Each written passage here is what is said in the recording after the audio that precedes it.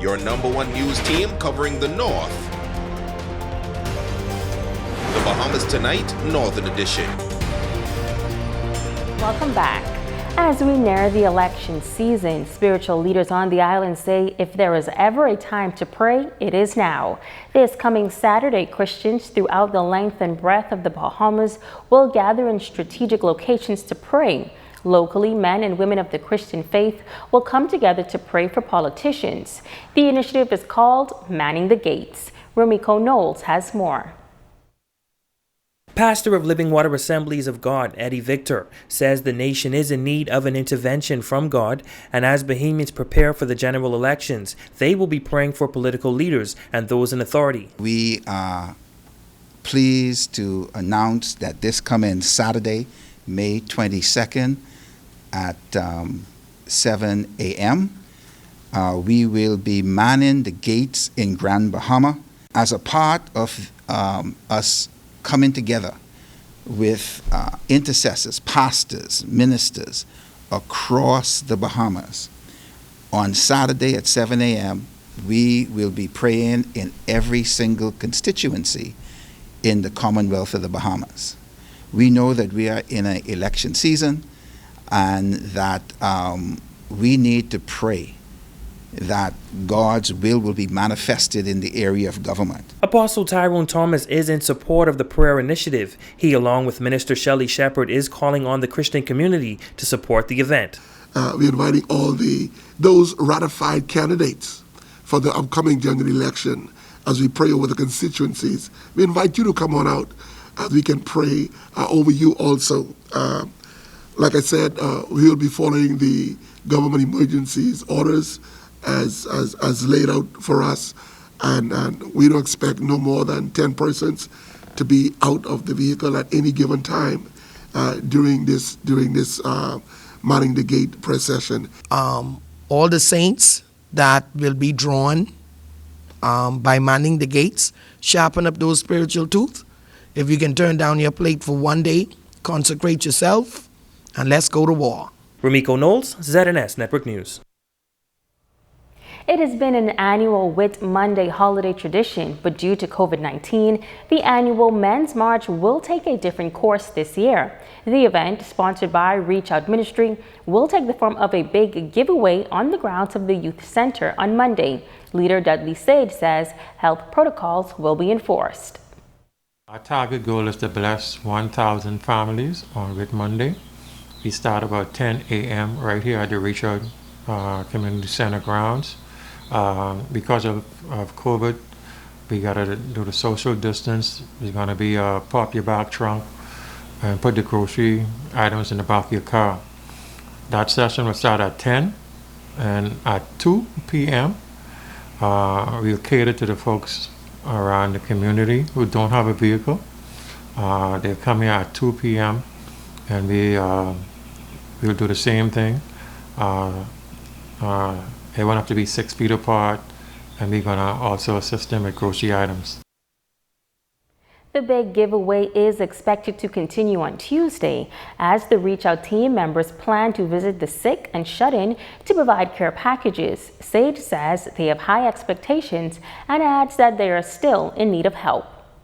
My goal this year is to have over 100 cases of chicken.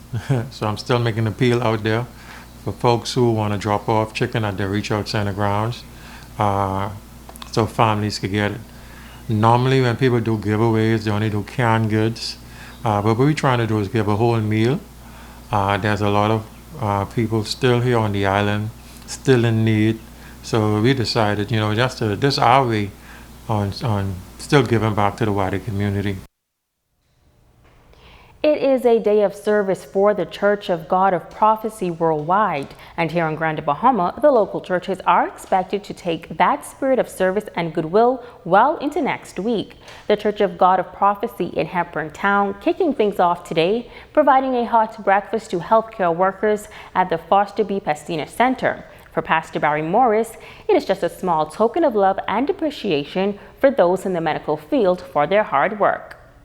We've gathered here at the Father Pestina Center to be a blessing and to be of service to the nurses here and the staff here, our frontline workers, to give them just a little bit of breakfast. We have some nice Bahamian chicken sauce with potato bread and Johnny cake and some other little goodies packed for them, because we just want to express to them that we appreciate what they're doing.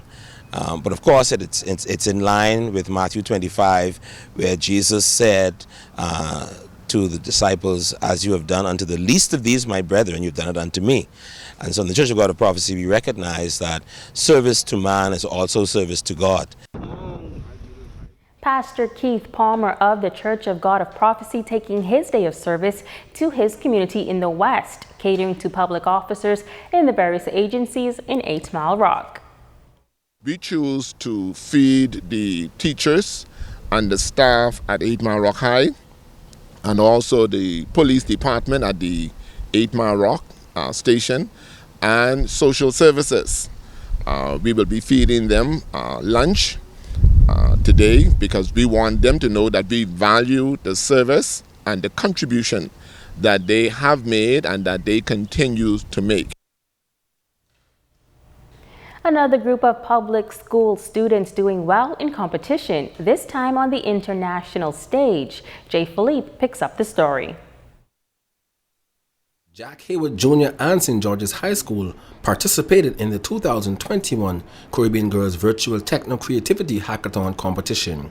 Hundreds of girls from across the Caribbean took part in the competition, with 99 teams from 14 Caribbean countries.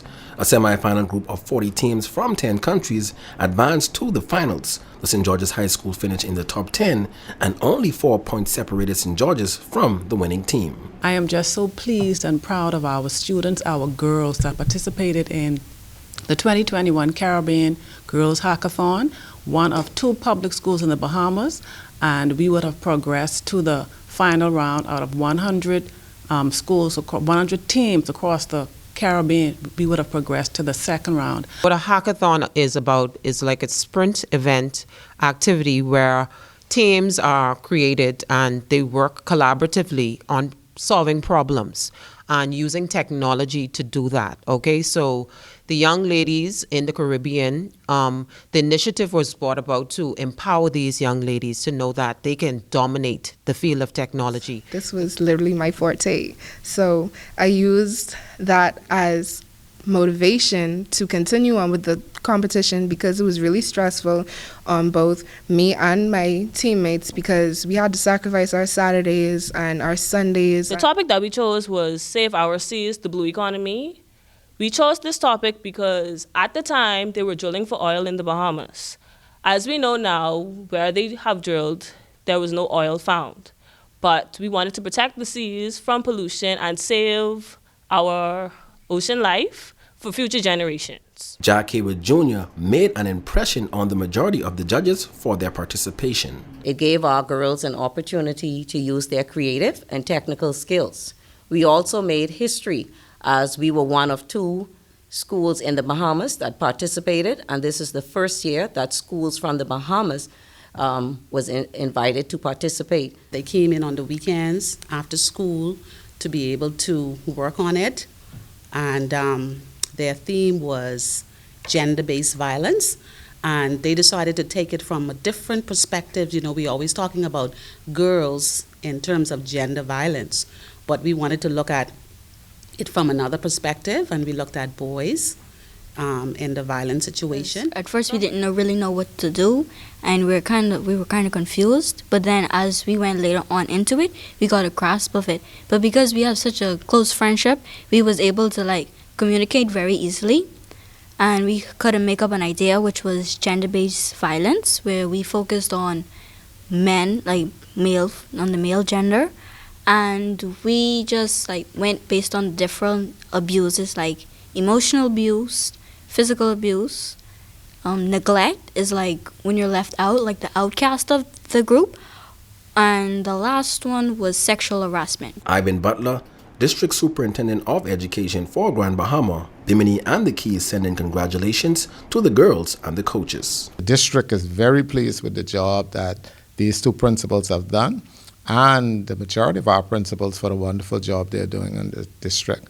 Recently, Jackiewood Junior High School was also involved in a math competition, and the St. George's High School, I think they won the math competition. So wonderful work is happening in our district. I'm Jay Philippe, ZNS Network News.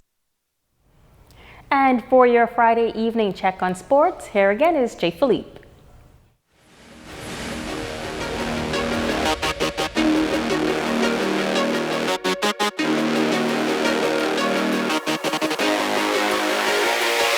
Good evening, I'm Jay Philippe and welcome to sports. We've had a lot of successful basketball players that have excelled abroad. Ramad Dean, a former Tabernacle Falcon, might be just the next one.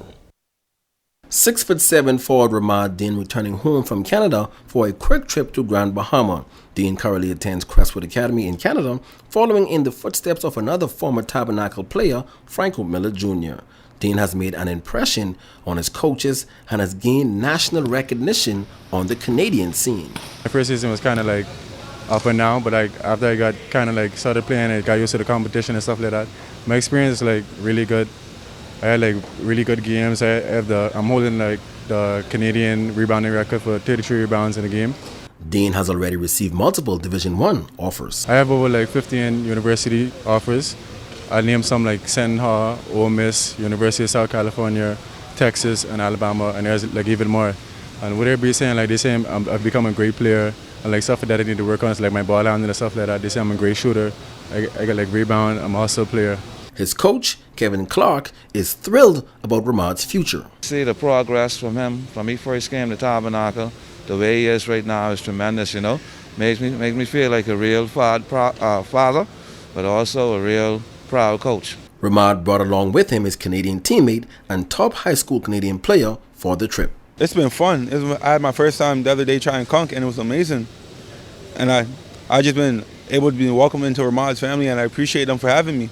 Switching gears now, Week 5 schedule of Little League Baseball scheduled to play this Saturday at the Emera Baseball Park. At 10 a.m., 2 games will kick off the session. The Predators will take on the Lions in Major League play, and also the Buccaneers will take on the Predators in T-ball. In Minor League, the Predators will take on the Lions at 12 p.m. In Coach Pitch, the Predators again will take on the Buccaneers at 12 p.m. and the feature game will be the Legacy Hurricanes going up against the Buccaneers at 1 p.m. in Junior League action. That's a quick check on sports. I'm Jay Philippe. Be blessed.